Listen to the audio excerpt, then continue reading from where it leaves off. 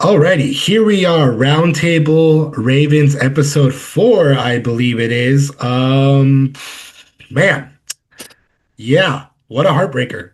Let's just started right off the bat by just There's saying, nothing more to say than that. Honestly, yeah, devastated.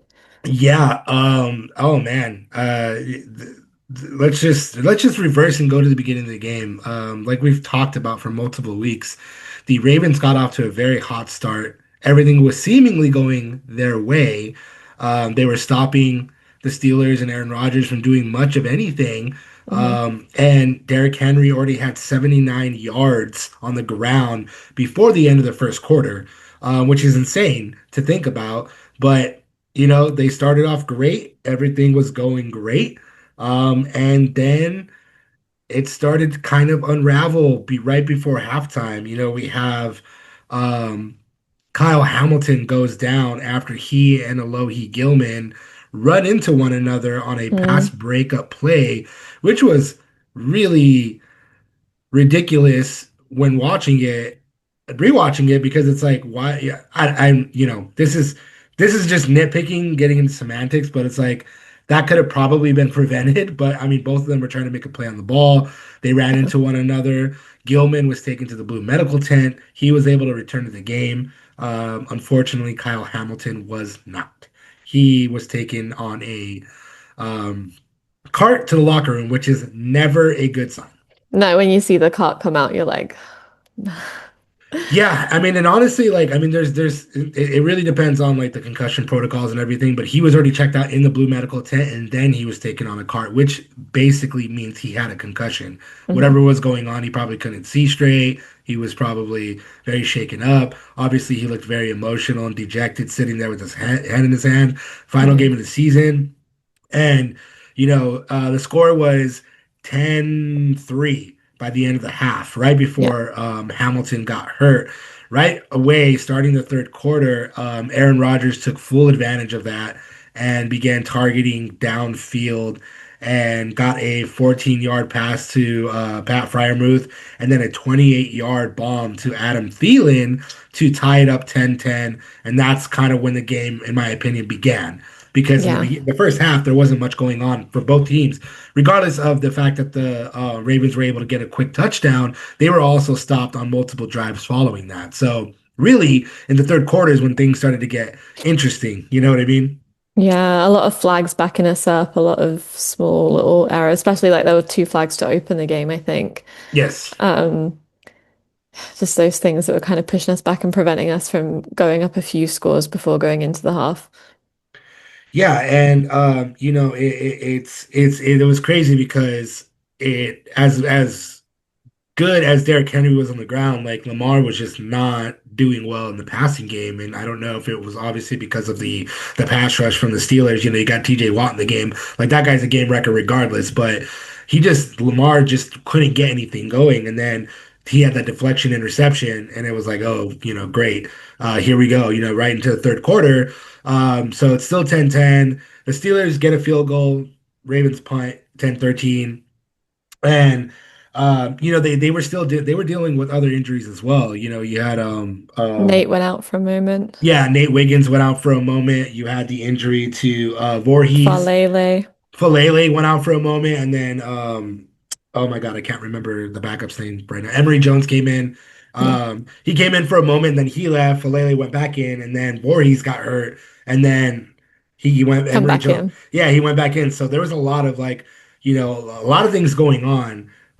But the fourth quarter is when everything kind of turned around. You have that blown coverage, that amazing, amazing blown coverage and pass from Lamar Jackson to Zay Flowers. He's gone. He's just That was vintage Lamar right there. right. And it was kind of insane that that the Steelers allowed that to happen. And then so the Steelers Massive open right. space on the field. Crazy. And then the Steelers do the same exact thing, basically, a 31-yard bomb to Pat Fryermuth again, and they come back and score a touchdown, 2017. And then almost exactly identical play, exactly what happened the possession before, another bomb to save Flowers, and holy moly. 24-20 at that point. Everything again is looking good. And it's what there's less than 4 minutes left, the and then Aaron Rodgers and Calvin Austin hook up for two really big plays, and we're back to 26-24 with less than a minute left. Hmm. And this is where it just went. Went insane. Yeah, so you had that weird kind of miscommunication before the fourth down pickup, which was massive from Isaiah Likely, but Lamar was trying to get it to D Hop and he overthrew him on that really easy, just it was just like just little dunk over the top, and he could have Yeah, even got more yardage if it would have he been could have laying got it down. himself. Right. So there was that, and then the tension's brewing. It's like, oh well, that could have been the play. That was probably the play that is going to end this. 4th and 7, and then Lamar to Isaiah Likely sets it up. They go down the field a little bit more, and so here's a weird thing that I didn't really realize initially was they ran that final play before they ran it down and hit and called the timeout, but they moved the ball more center.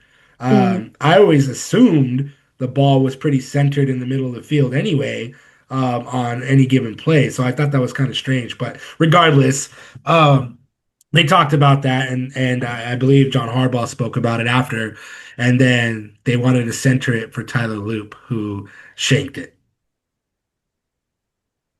absolutely shanked it.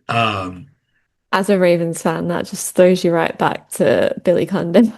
Yeah, I mean, honestly, it's crazy. I thought that was it. I thought they had it, especially because Chris Boswell missed the extra point. He Point, hadn't yeah. I missed was an like, extra we've been point handed the game. Yeah, he'd not missed one all season, had all he? season. 40 for 40, 40 for 40 until that moment. And that right there is like the football gods going, here you go, It's Ravens. yours. It's yours. Here you go. And I don't know what happened between the holder. I don't know what happened with Loop. I don't. He spoke about it too after the game and said that he Mm. knew immediately it was a miss because he didn't get the right um, angle, or I don't know how he Yeah, you explained it can feel it, exactly. can't you, as Yeah, a yeah, kicker? right. He said he didn't get enough on it already, so he knew it was going to be a miss. But even so, I was like, okay, maybe it's a doink. Maybe it's a doink. It goes in, but it wasn't. Yeah. It was Lucky just doink. yeah, it was just a shank all the way to the right. I could not I couldn't believe it. I couldn't believe it. I was like, no way. And to be fair, look, to give him a little bit of some grace. I mean, this Oh, for happens. sure. It's a This happens team to loss. kickers. Team Yeah, yeah, loss. yeah, yeah. But it wasn't like it was a chip shot. It wasn't like No. it was like a 20 yarder or 25 yarder. It was a 40 yarder, and 40 is still a good distance. So to give him a Yeah. little bit of grace, like this does happen. It's happened before. It's gonna happen again. It's happened to That's us before. yeah, We've seen it exactly. before. It's a In the nature of pre-Tucker era, at yeah, yeah, least. exactly. It's a nature of football. I mean, Tyler Loop, Loop just looked absolutely devastated as one would. Yeah, bless him. And as a rookie, this just like it's not the tone that you want to leave your first season on. Yeah, and he had a 90% success rate, Yeah. before that. So I mean, like it's not like the dude was missing a whole lot throughout the season, No. and it's Yeah. just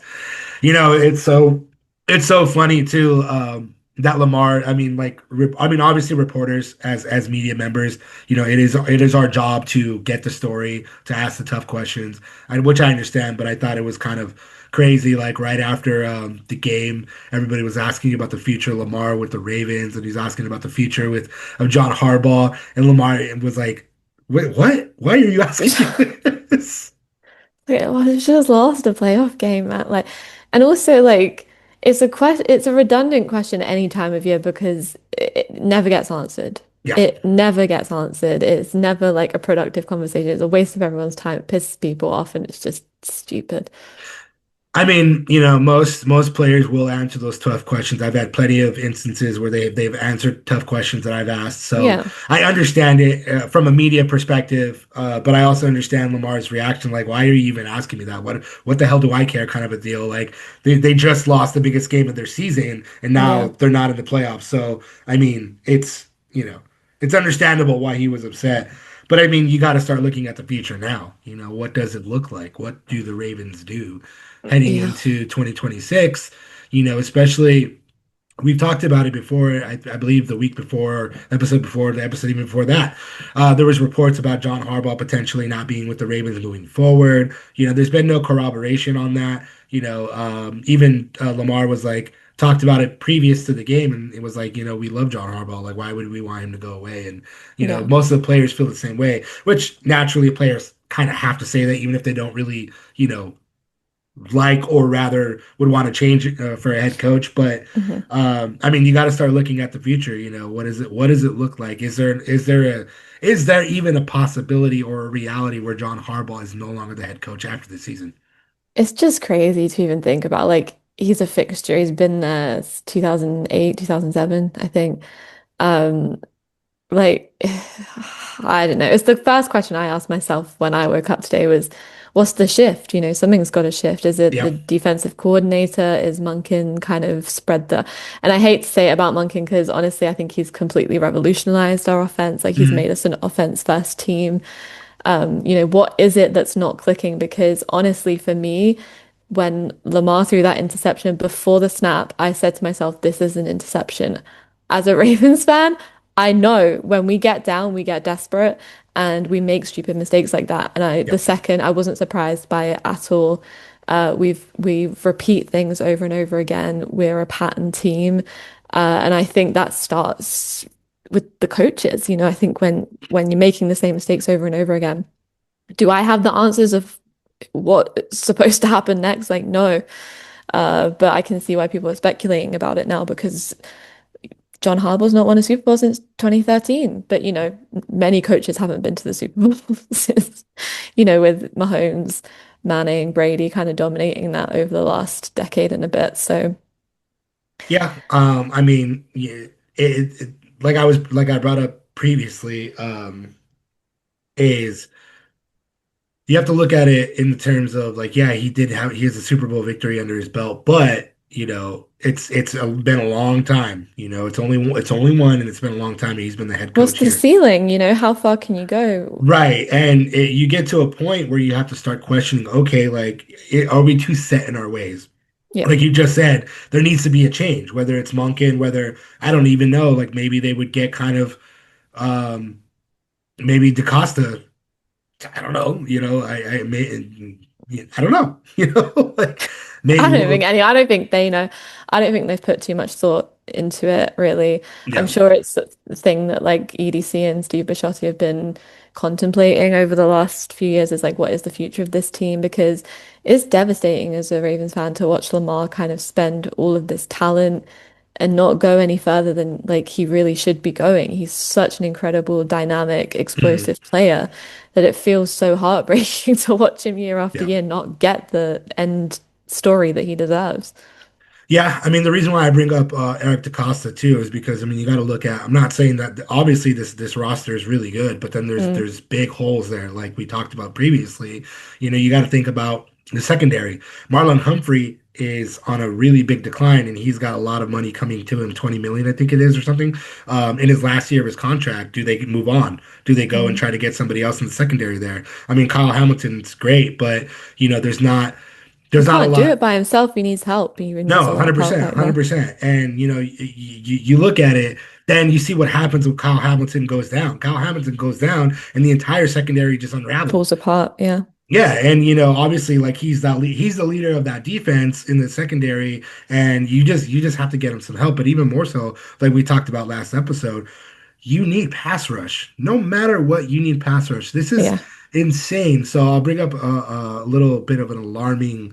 Um, Stat here. There's a lot of predictions already going out because we're in the off season for all the teams Yeah. that obviously didn't make the playoffs. And one of the most alarming stats is this is the first time since 1996 that the Ravens have not had a pass rusher get more than 6 sacks in a season. That's insane. 30 It's our years. identity as well. Like defense is our identity, especially defense Ben, against the Steelers is our identity. And so yeah, like it's demoralizing. yeah. I mean, You just have to. You just see it last night. Like nobody was getting after you.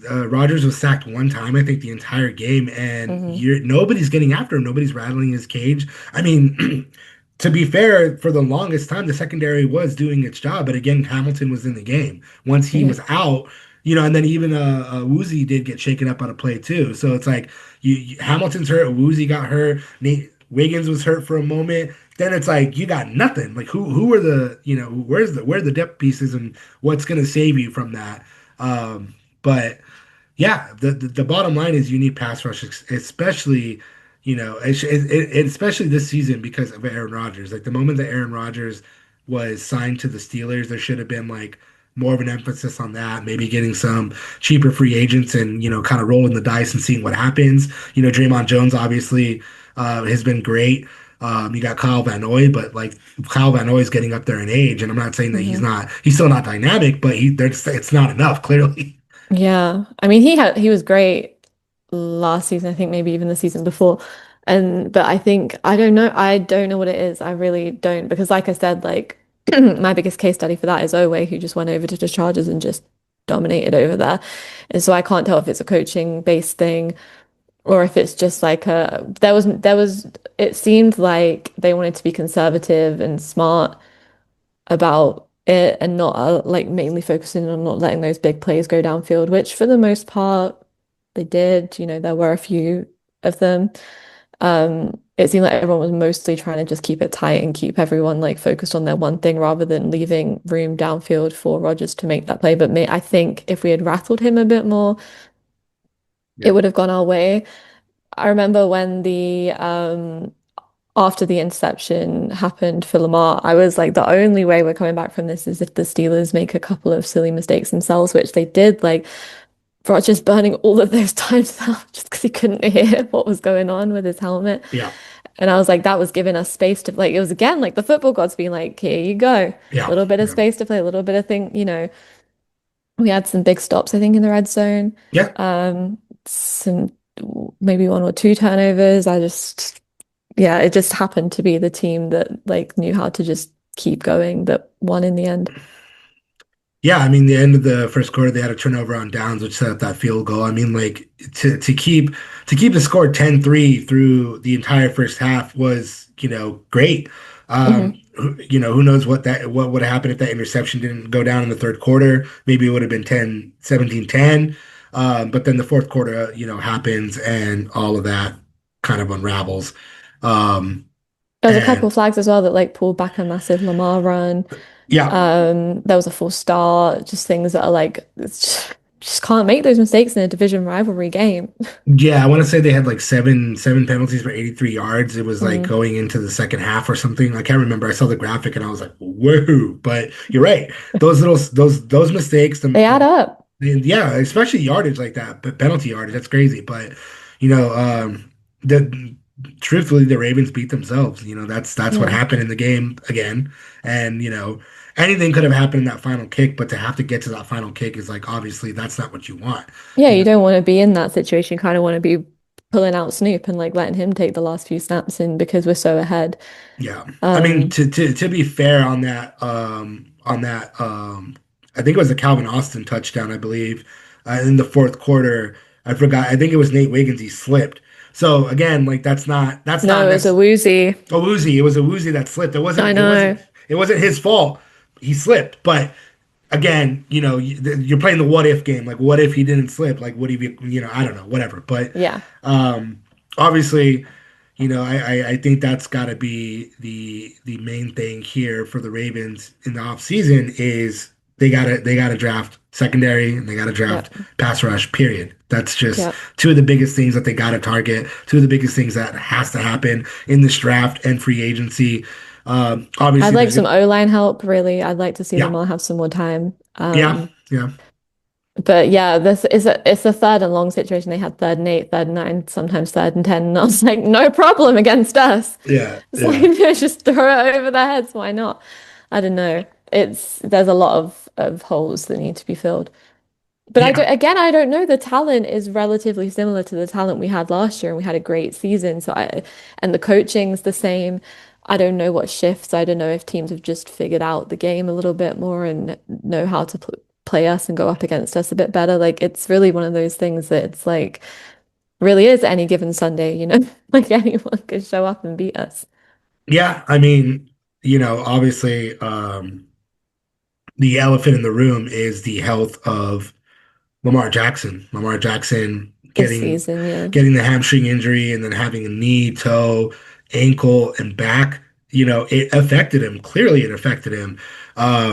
And but that just shows you again like how important Lamar Jackson is to this team. And I know Yeah. that goes without saying. That's not anything revolutionary to say, Well, you'd but think, but people seem to think it is a right. revolutionary thought nowadays. Right, right. But I mean, it's the truth. That's what's going on. Yeah. Is, Lamar was so hurt. He was in and out of, um, he was on the injury report for practically the entire regular season, taking Yeah. days off of practice, which he called for rest. But like, come on, we all knew it was because he was hurting, Mm. and that clearly affected the way that he was able to play.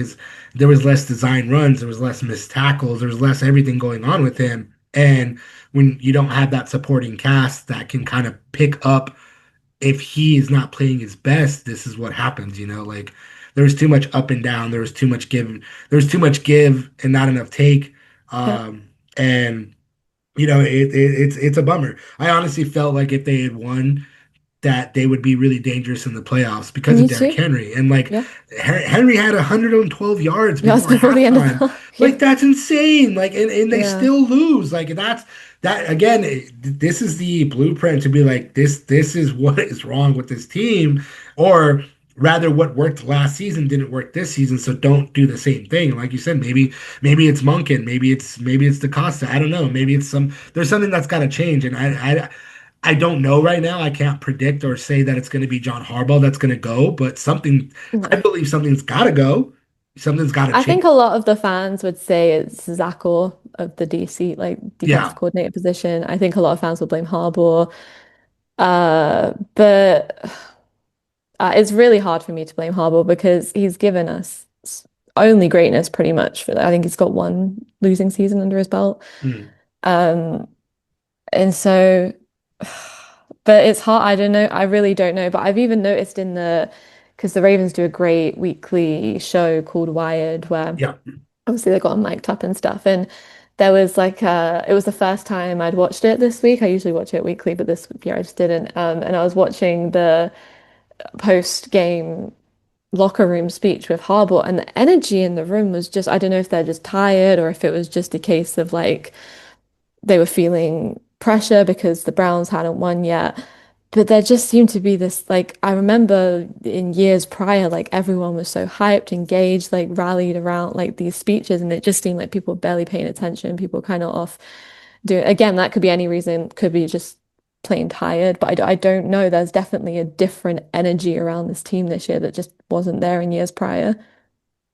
Yeah. I mean, I think it was 2016, the last time that they missed the playoffs, or that, no, 2021, my bad. 2021. 2021. And But that was that's the because last. Lamar was injured. Here's the parallels, But yeah, it is a long season, and there's been that up and down, and the Ravens have been playing for their lives for like multiple weeks. Even, when Lamar came back and Tyler Huntley took over and got that win. If they had never gotten that win, there would have been no playoffs. Yeah, Like exactly.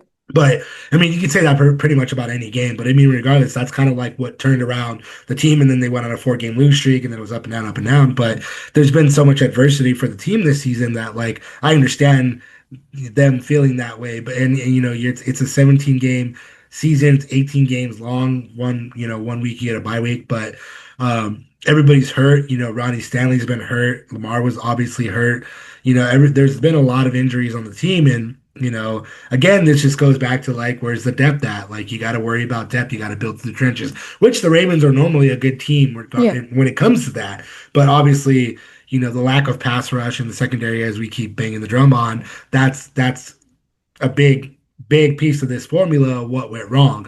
But even Mm. bigger is Lamar Jackson. So, okay, so if you start with Lamar Jackson, what does Lamar need? Like you just said, he needs more time, right? He needs more time to plant his feet, throw the ball, which we all know he can gun it downfield. Cool. What do you do to fix that? Get a Yeah. better O line. Boom, done right there. Start with Hmm. that. Then you start looking at obviously the rush game. You don't need to improve that because Derrick Henry is still Derrick Henry. And even him getting that much yardage, you need the O line to perform better, and maybe that goes up even more exponentially. And then you start looking at the downfalls on defense, which again, secondary and pass rush. Hmm. Pass rush, more importantly, the secondary didn't exactly falter every single game and didn't do their job because as we saw in the game last night, they were keeping the Steelers to not much. And granted, the Steelers didn't have DK Metcalf. Who knows Yeah. what would happen if they did? But regardless, they still have Calvin Austin. They still have Pat Fryermuth. They still have really big weapons. Obviously, that got going in the third quarter there with Aaron Rodgers. But to keep them silenced for an entire half is really impressive. Yeah. But I noticed when Gilman came in this season, kind of things shifted back there a little bit and it got, because it freed up Kyle to kind of yeah, move up to that line of scrimmage. And I think, he just needs more help back there, yeah. is really what it is. He just needs a few more guys that he can rely on, some Gilman type. I don't know if we sign Gilman for 1 or 2 years. I don't know what the situation is there. I would like to I, see him come back. I thought it was great. I believe he's coming back, but then the two that we mentioned earlier, Draymond Jones and Kyle Van Noy, are both going to become unrestricted free agents. Hmm. Kyle Van Noy, unless he agrees to a lower end deal, I highly doubt that the Ravens will bring him back, unless, like I said, it's a minimum deal. Draymond Jones, I think they should keep, but they still need more. There needs to be that dynamic person that can cause offenses to have to, rethink. And then Smith is right there. Like it just, on and on we go. Well, I remember at the beginning of the last season, Miles Garrett was down. And I was like, Miles, you look great in purple. Yeah, and I Come, believe come I over. want to say Derrick Henry was trying to recruit him, which I mean, imagine if Miles Garrett had been on the Ravens, man. Oh, I dream of that. I'd be like, oh, he'd be up on that. He'd be way beyond 23 or whatever it ended up being in the end. He'd be up so much. Yeah, I was like, yeah. oh, you'd have so much. But I respect him staying with the Browns and being loyal to that city, even though it's No, I toxic. mean, I don't know if it was necessarily loyalty to the city, more so The because of money. the big ass contract he got. But that's a conversation for another time. Yeah. I just remember Uh, at the beginning, I was like, him, Micah Parsons, there's plenty of room over yeah, I that mean, in there's Baltimore gonna for you. there's gonna be plenty of free agent options in the pass rush department for the Ravens to explore, but they need to go out like they need to take a bigger swing. Yeah. Um, on somebody, and maybe like two medium-sized swings, but you still get two kind of like more higher-ish and impact Hmm. players, and then you go for a really good defensive end in the draft. You know what I mean? Yeah. So, yeah, it's really a bummer. It's really a bummer that the season played out the way it did. Yeah. But then again, like I said, you just think about all the semantics. Like you think about Lamar, you think about you know all the rumors. Like, would there be a situation where they get rid of him? No, I don't think so. I don't. I No think that's way. If absolutely if crazy. Lamar goes, it will be because Lamar wants to go. Like I don't. It would be so negligent Yeah, to get yeah. rid of the guy that completely transformed your team. I wouldn't want another quarterback back there. No, Like and there's no. and I think it would be ridiculous for the Ravens to do that. I mean, I think if anything, the more likely scenario is John Harbaugh maybe is involved in a trade. Maybe Harbaugh is traded somewhere. Maybe I don't know. Maybe they have a discussion. He realizes that he's going to go somewhere else, and then maybe they bring in someone like Kevin Stefanski, who was just fired. Maybe they bring in someone like Brian Daboll. I don't know. Like there's a lot of head coaching candidates that are really good. You got the Chargers DC Jesse Minter, who's supposed to be like the biggest candidate there. Mm. You have the Chiefs OC and the DC. Spagnolo would be Yeah, fits the culture, I think. Yeah, I think he's a former, I think he worked for the Ravens at probably. some point. Yeah. Um, I will say though, watching the Seattle game, I was like, Mike McDonald, come home. That defense. I was like, oh, I have been longing for some good defense all season, and I Yeah. certainly saw it in Seattle Oh on man, game. they shut down the 49ers, and the 49ers are not a team that gets shut down Couldn't like even that. get a first down. Yeah, Couldn't even get a first down. that's insane. And yeah, I mean, again, a conversation for another time. But there Yeah, is a lot of there's going to be a lot of obviously there's going to be a lot of off-season moves for multiple teams. I mean, the Raiders just fired Pete Carroll.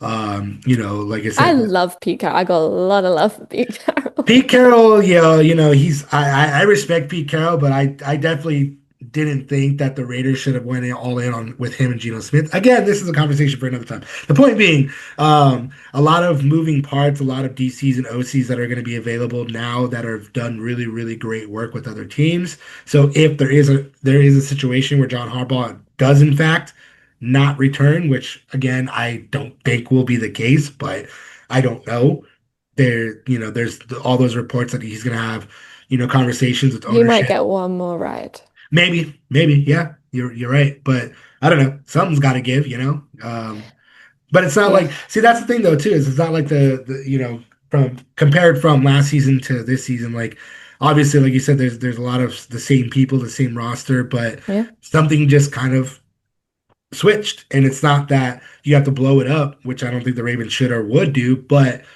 maybe one significant offseason change does need to happen to kind of shake things up and move the energy, shift the energy, if you will, kind of a thing. So I Yeah. don't know.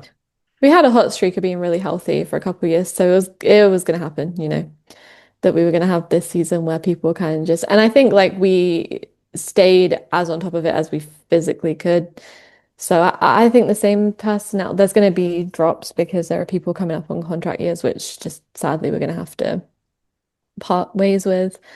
But some changes are going to have to be made.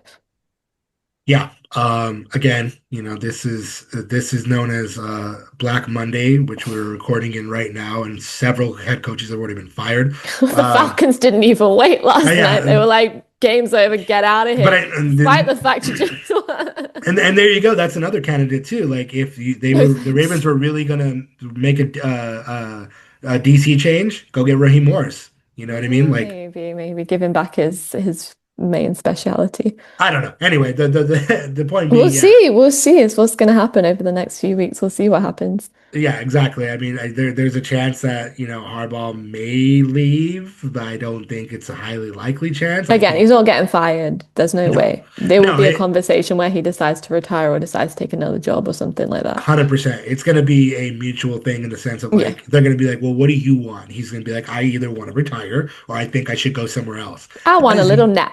yeah, yeah, right. I mean, he's been at it for so long. So long. And that's the thing too. Like, look what happened with Mike Vrabel. Vrabel, what he was let go, but he took a year off and he was just consultant. And then now he took over the Patriots. And look at the Patriots; they're one of the best teams in the NFL. And I'm not saying that's necessarily going to be the case for John Harbaugh, but maybe he just needs a break to like, okay, I need to reset. I'm gonna just consult or whatever, and then next season I'll be one of the top candidates for whatever team gets rid of a head coach. And usually it's several teams every season, so because that's the turnover in the NFL is insane. Yeah, exactly. But we'll see. We'll see what happens. In the coming weeks, we're going to be start talking here about the draft and start talking about those kinds of things, and wait to see if something does happen with Harbaugh or anyone on the coaching staff or anything. Yeah, I wonder. I that will probably be in the next couple of months. I don't imagine they're making any swift decisions about Yeah. the future. No, not right now. They're not a team that needs to do that necessarily or will do that. Obviously, there's going to be exit interviews and all those good things, but we'll see what happens in the coming weeks. But that's it. This is Onward to the draft. onward That's to where we're the looking now. Yep, onward to the draft. This is Roundtable Ravens episode 4. Thank you so much, Billy Melissa, for joining me again. Again, we will be back next week, probably start gearing up for the draft, unless, of course, something crazy happens with John Harbaugh and anybody on the staff, which, again, I highly doubt. I Yeah. know I don't think either of us think is anything is gonna like that's gonna happen. But we'll start looking at the draft and, like I said, start profiling some defensive ends because that needs to happen. Yeah, don't worry, EDC, we got you. We're gonna do all the hard work for you. We'll go shopping for you. Yeah, there you go. All right. Thank you, everybody, for listening, and we'll catch you next week.